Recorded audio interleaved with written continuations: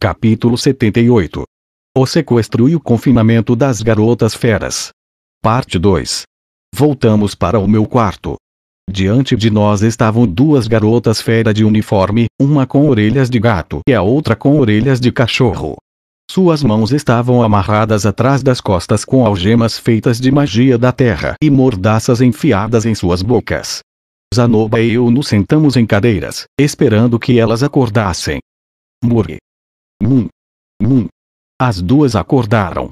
Perceberam a situação em que se encontravam e começaram a gemer fazendo barulho. Bom dia, falei baixinho antes de me levantar, olhando para elas. Ambas torceram seus corpos e olharam para mim. Havia preocupação em seus olhares, mas ainda estavam olhando para mim. Claramente não estavam entendendo a situação em que se encontravam. Pois bem, por onde devemos começar essa conversa? Coloquei minha mão no meu queixo enquanto considerava as duas. Suas saias estavam levantando graças à movimentação que estavam fazendo, expondo suas coxas.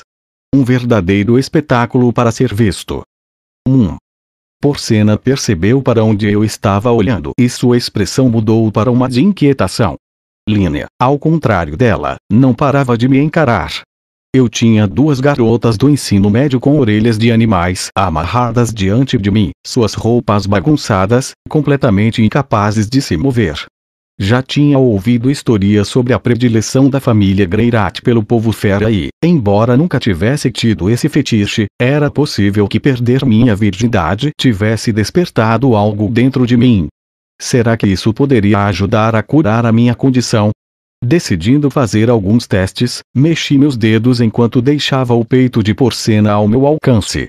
Ela fechou os olhos com força, mantendo uma expressão terrível em seu rosto, como se essa fosse a pior forma de tortura que eu poderia imaginar.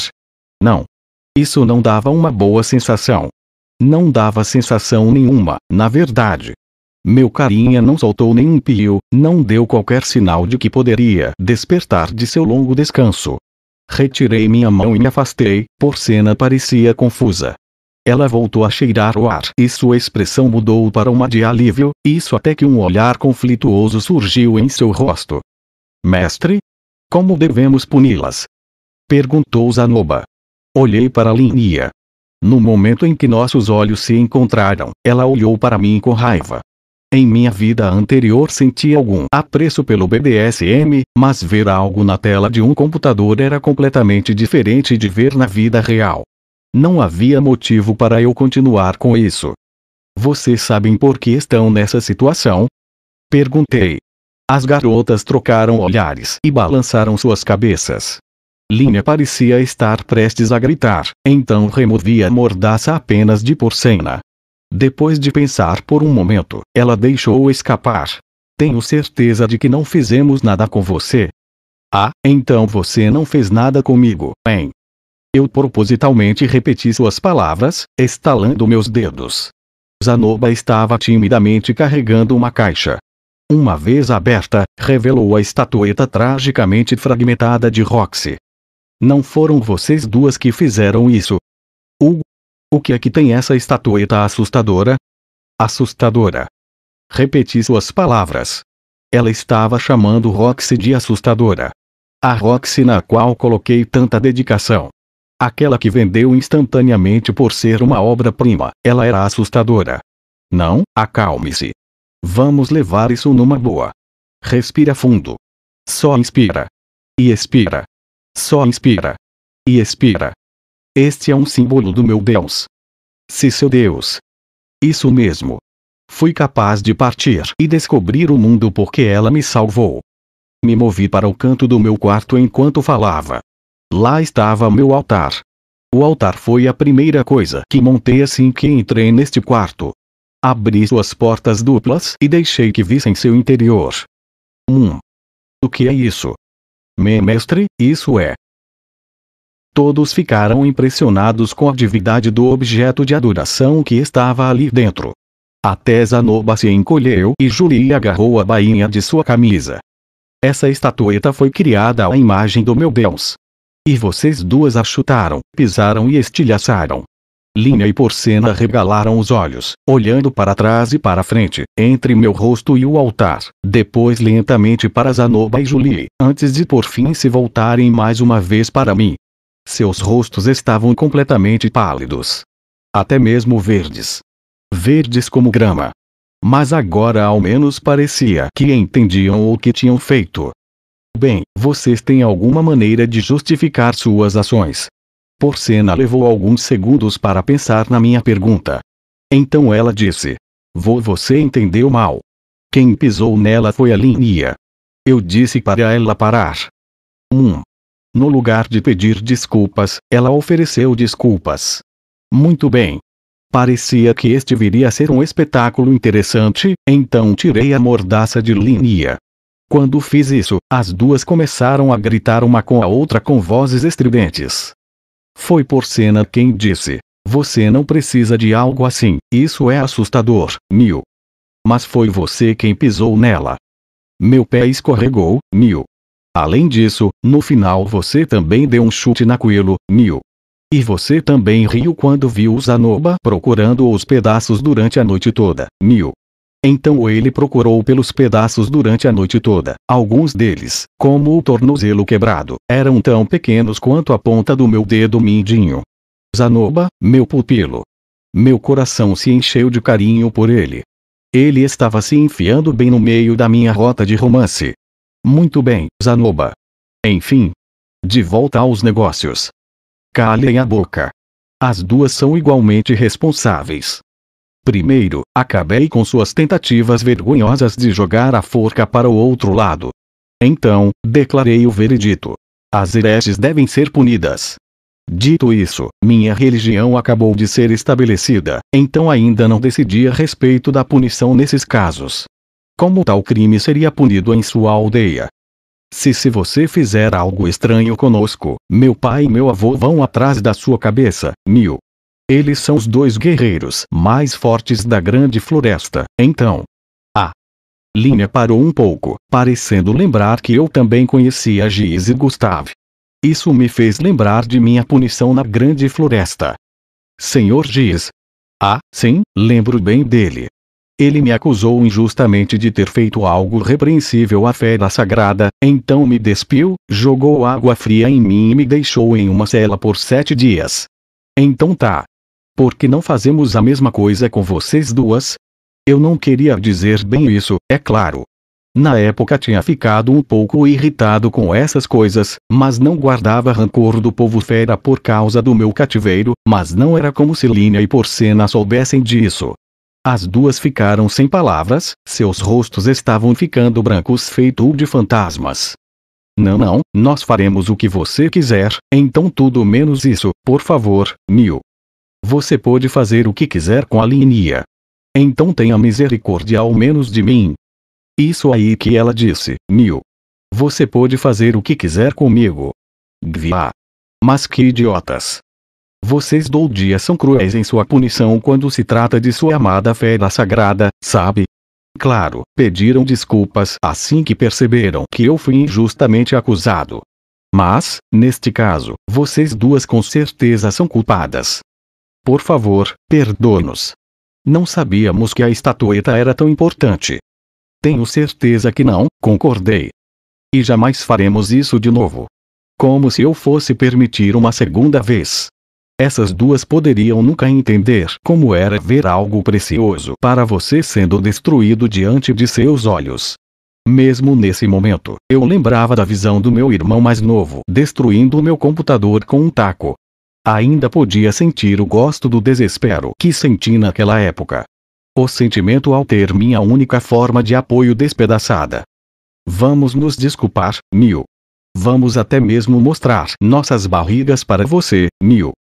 Isso mesmo, é constrangedor, mas faremos. Me mostrar as suas barrigas. Aquela forma de reverência do povo fera que Giz fez por mim.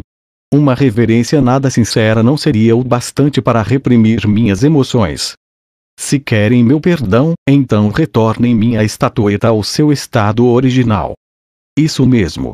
Até mesmo um mestre é incapaz de restaurá-la à sua antiga glória. Zanoba as castigou. Mas isso não era verdade. As peças estavam todas lá, e a parte mais importante, o cajado, estava completamente intacto. Minhas habilidades também melhoraram desde que a criei. Agora podia fazer estatuetas mais detalhadas, sem quaisquer linhas perceptíveis por onde os segmentos se juntavam. Espera. Isso mesmo. Eu poderia consertá-la. Não era como se não tivesse conserto. Assim que percebi isso, minha raiva se dissipou rapidamente. Elas se desculparam.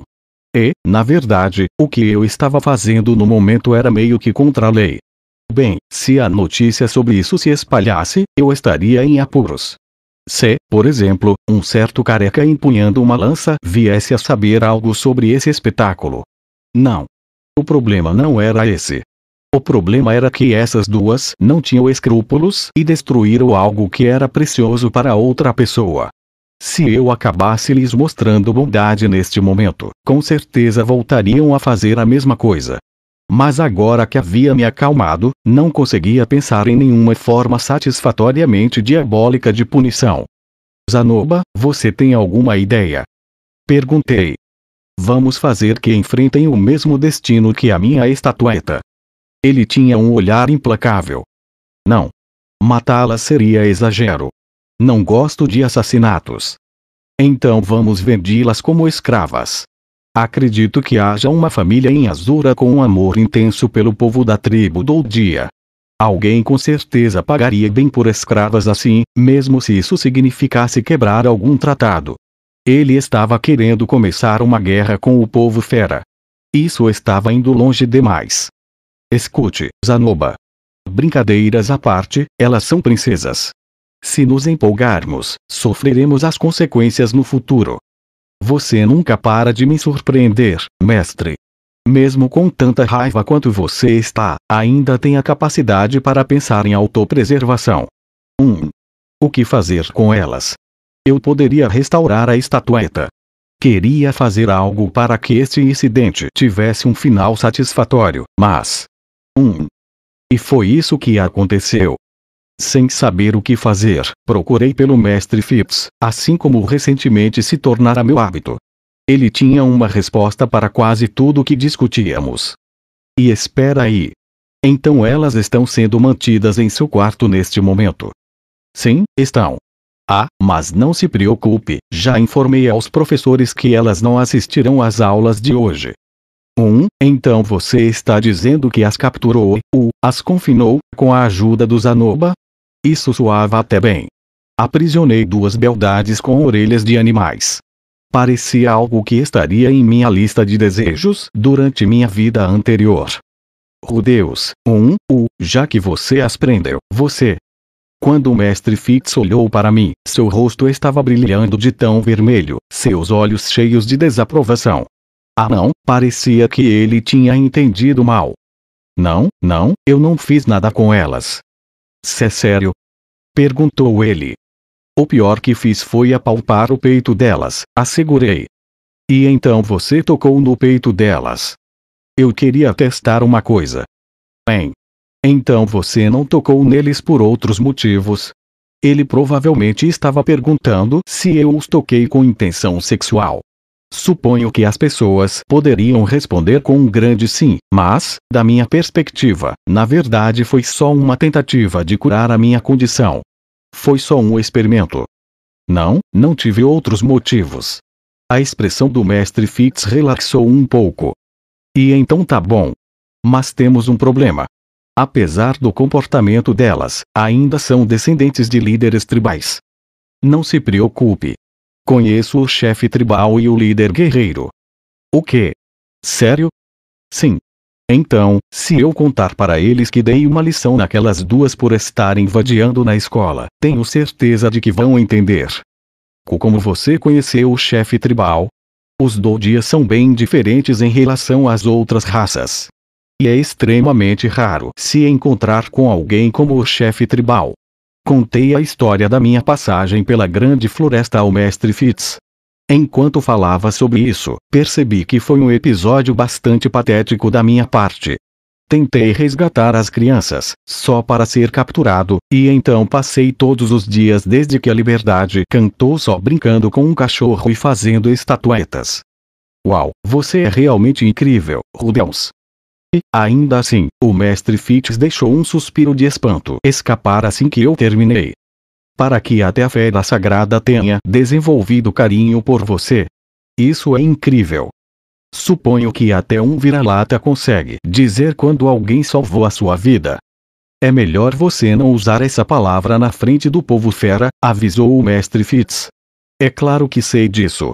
Eu sabia muito bem que alguns limites não deveriam ser ultrapassados. Vira-lata era um termo carinhoso meu e da fera sagrada. Deixando isso de lado, eu poderia usar sua sabedoria neste assunto. Como posso dar uma lição nelas sem desencadear um ressentimento que resultará em uma vingança futura?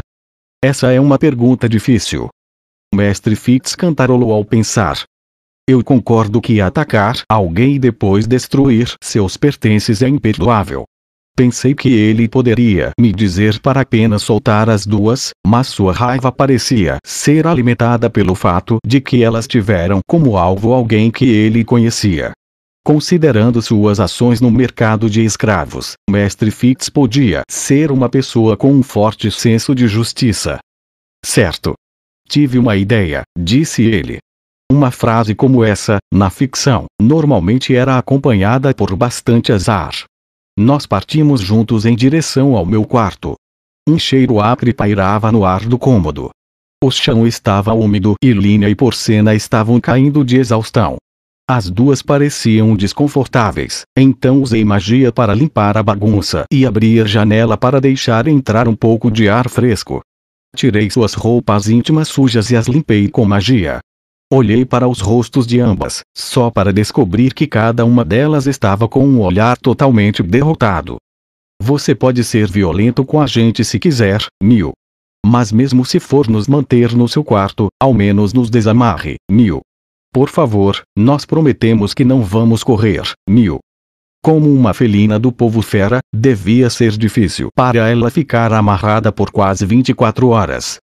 Nos dê ao menos algo para comer. Qualquer coisa serve. Não vou uivar de noite. E também não vou te morder. Eu não podia acreditar que as duas se renderam depois de um único dia. Devia ser a falta de comida, imaginei. Afinal, as pessoas se tornam fracas diante da fome. Soltei as duas e elas se ajoelharam na minha frente.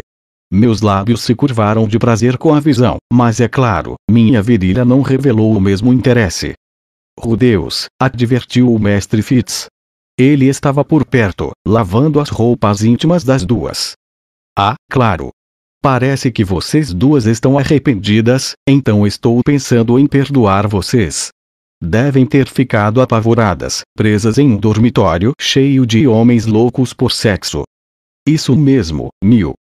Cada vez que eu ouvia passos, pensava que o fim estava próximo. De agora em diante, faremos o que você mandar, Mil. Seremos suas seguidoras, Mil. Por favor, perdoe-nos, acrescentou Porcena. Parecia que elas tinham pensado muito em suas ações. Vocês não precisam ser minhas seguidoras. E a única coisa que não irei tolerar é que tirem sarro de Roxy. As duas empalideceram e concordaram sem perder tempo. É claro, Mil. Se zombarmos do Deus de outra pessoa, então mereceremos o que recebermos, Mil. Lembro de quando fui perseguida por aqueles cavaleiros do templo. Foi assustador, disse Porcena. Na verdade, minha tia faz parte dos cavaleiros do templo. Quando eu falei isso, as duas ficaram ainda mais pálidas do que antes. Ter conexões com certeza era uma moeda valiosa neste mundo. Quando Fitz terminou o que estava fazendo, elas vestiram as roupas de bom grado. Por que era tão excitante, me perguntei, ver uma garota colocando a calcinha? Com o perigo iminente tendo passado e com suas roupas vestidas, as garotas recuperaram um pouco de seu comportamento normal. Embora eu tenha dito que faríamos tudo o que você dissesse, qualquer coisa que puder resultar em um filho está fora de questão, Mil, disse Linia. Primeiro quero ter um namoro apropriado com alguém, e depois me casar e ter filhos, Mil. Concordo, disse Porcena. Mas vou permitir que você apalpe os seios da Linea de vez em quando. E, Neil. Às vezes você pode. Espera aí, porque os meus. Eu custo caro. Você só pode tocar nos meus se me der carne de primeira. Cuidado, Rudeus, avisou o mestre Fitz. Não baixe a guarda perto delas. Neil. Espera aí, Fitz, não diga coisas do tipo, Neil. Isso aí. Concordou Porcena. O chefe é um monstro com alguns parafusos soltos. Se ele nos derrotar de novo, não há como dizer o que ele fará conosco, Neil. Não somos burras o suficiente para tentar. Quem elas estavam chamando de monstro? Que falta de educação. Mas se eu soubesse que era isso que pensavam de mim, poderia dormir profundamente à noite. Chefe, agora nós podemos ir para casa? Perguntou Porcena, inclinando um pouco a cabeça. Espere, porque ela estava me chamando de chefe. Não que eu me importasse. Estou com fome. Quero ir para o meu quarto e comer o meu estoque de carne seca. E, nós estamos aqui desde a noite passada, sem comida nem água, Neil. Vocês não aprenderam a lição, né? Disse o mestre Fitz. Fitz, isso não tem nada a ver com você, Neil. Isso mesmo. Vai se foder. O mestre Fitz parecia atordoado. Vocês duas, sentem. Gritei. Sim, senhor. Uov. Mestre Fitz, mudei de ideia. Por favor, faça como discutimos. Ao meu comando, Fitz pegou alguns itens do bolso. Era essa a boa ideia que ele mencionara, um frasco cheio de tinta preta e um pincel. Assim que terminamos, minha raiva tinha se dissipado quase por completo. Fitz, vamos lembrar disso, Neil. Porra. Linea e Porcena tinham olhares amargos em seus rostos. Suas sobrancelhas estavam unidas em uma monocelha, cheias de rabiscos nas pálpebras. Cada uma delas tinha um bigode pintado ao redor dos lábios.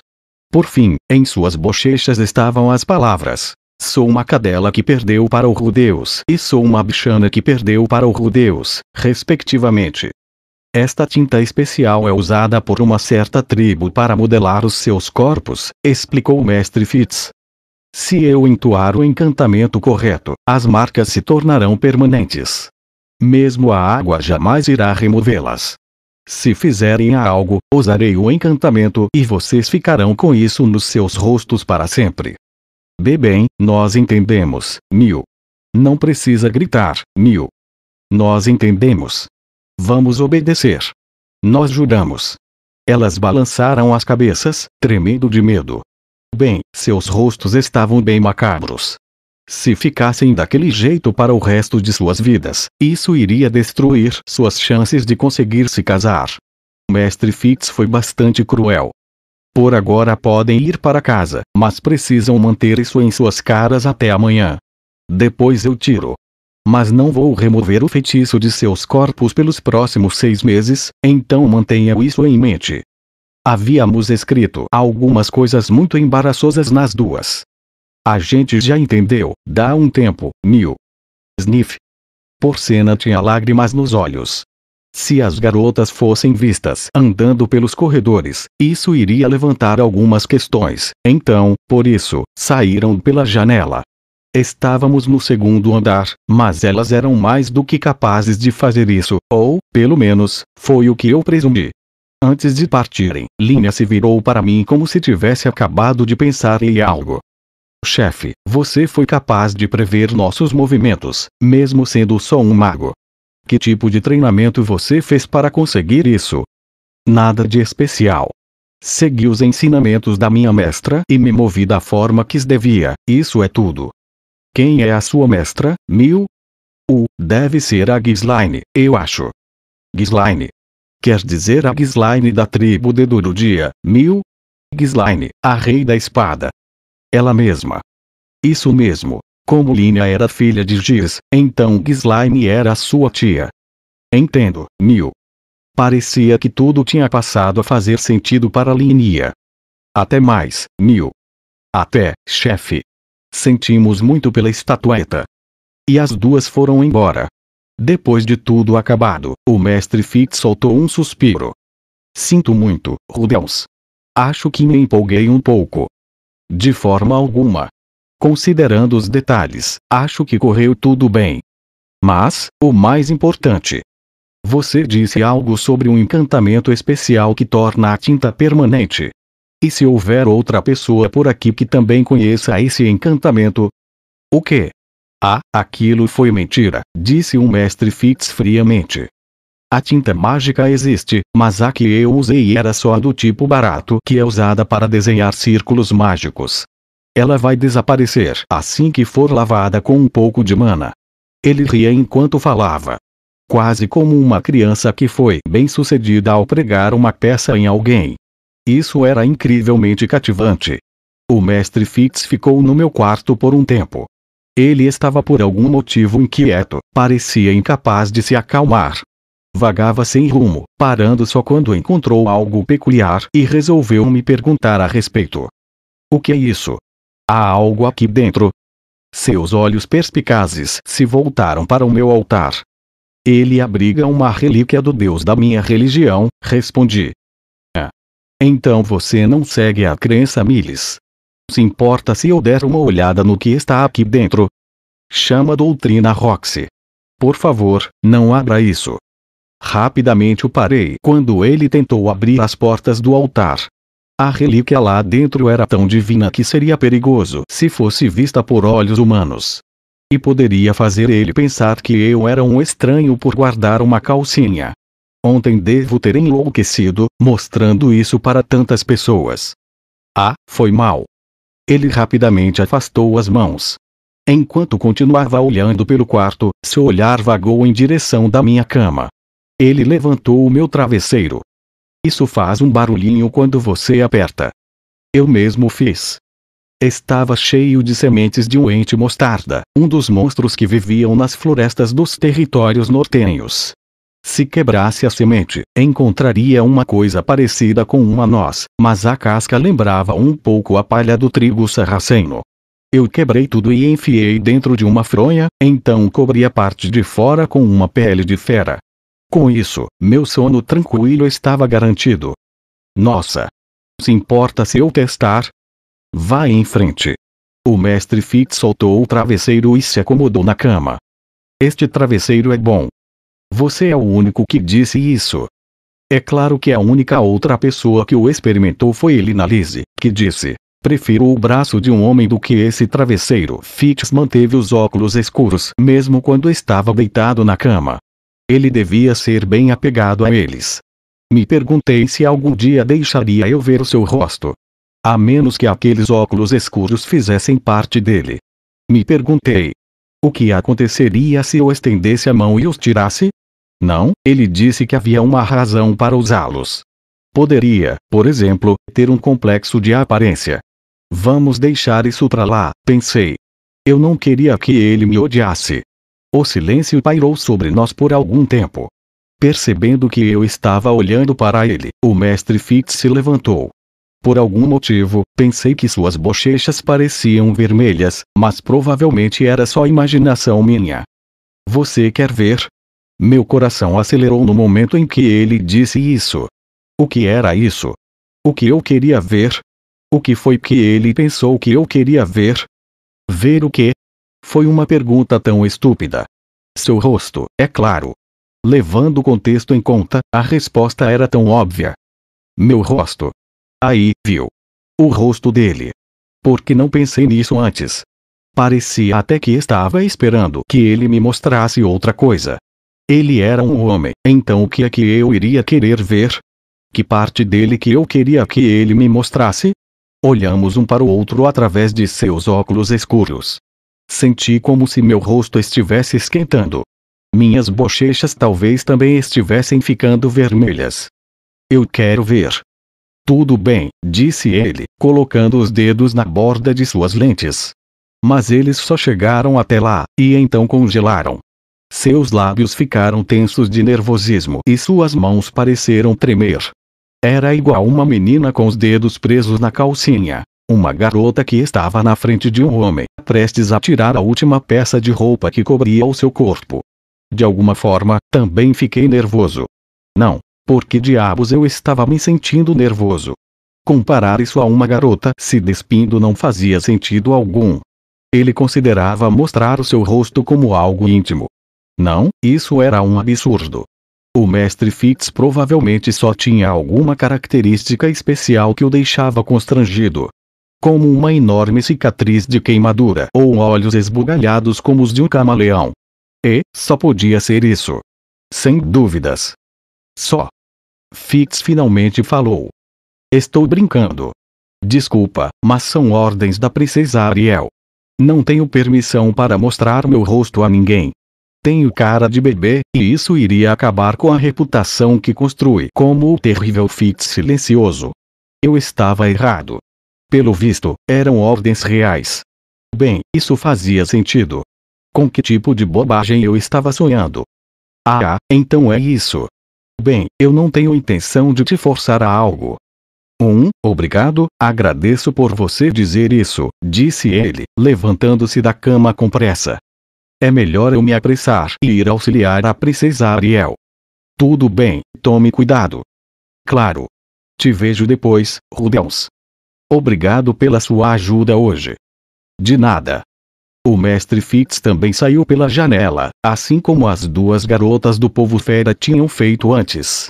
Por mais que eu quisesse dizer para ele usar o corredor, sair pela janela provavelmente seria uma forma mais rápida para chegar ao dormitório feminino.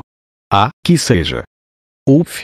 Por algum motivo, me senti um pouco aliviado. Se o mestre Fitz tivesse me mostrado o seu rosto, senti que isso poderia levar a algo que não poderia ser desfeito. Senti que seria um mundo que eu não poderia deixar depois de ter entrado.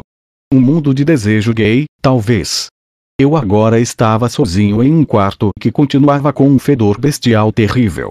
Polvilhei o pó desodorizante que aventureiros normalmente usavam e deitei na cama. Meu travesseiro tinha um cheiro estranho. Assumi que fosse o cheiro do mestre Fitz. Não era desagradável. Deixando isso de lado, me coloquei em algumas situações muito estimulantes junto com as garotas sequestradas, mas ainda não tinha visto qualquer sinal de recuperação. Na verdade, ficar sozinho com o mestre Fitz teve mais efeito do que qualquer outra coisa. Senti vontade de chorar. No dia seguinte, mostramos a Zanoba tudo o que pintamos nas duas antes de apagarmos. A expressão em seu rosto dizia que isso não era o suficiente para acalmá-lo, mas o repreendi. Não é como se você realmente tivesse ajudado desta vez, não é? Então, apliquei alguns reparos emergenciais na estatueta da Roxy, e ele logo sorriu e perdoou as garotas.